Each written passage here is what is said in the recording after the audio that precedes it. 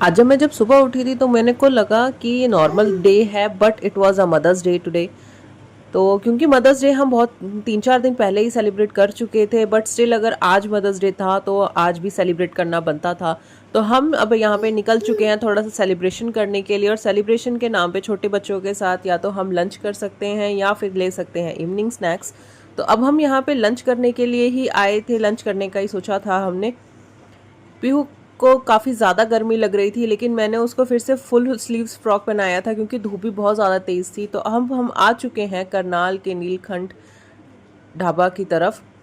यहाँ पे आकर के मैंने जब देखी थी बिल्डिंग इसकी, तो इट वाज सो स्मॉल, मतलब फ्रंट से इतना बहुत छोटा सा था।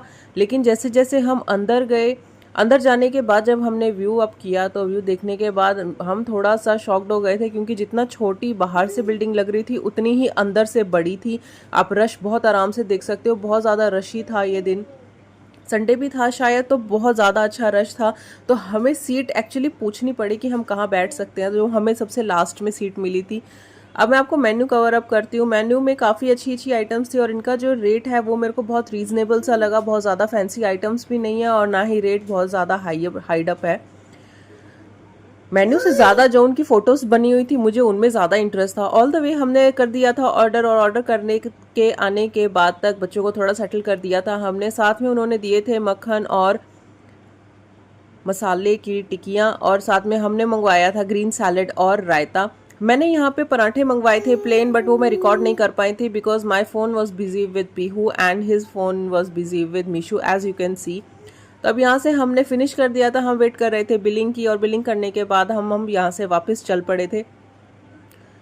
वापस चलते चलते मैंने किया था पीहू को रिकॉर्ड, क्योंकि वो बहुत ज़्यादा मस्ती में चल रही थी, बहुत ज़्यादा हैप्पी फील कर रही थी। ऑल द वे उसने कुछ खास खाया नहीं था, तो डांस करती करती आ गए थे हम बाहर।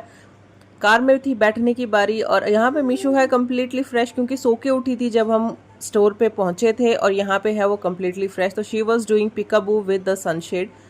घर आने के बाद हमने किया था सेलिब्रेशन को और प्लसन up with the cake and rose. ये केक था सरप्राइज़, जो कि बिंगू जी ने बिना बताए ऑर्डर किया था। कैंडल्स हमने लगा दी थी और पीहू को कर दिया था ready for to blow the candle.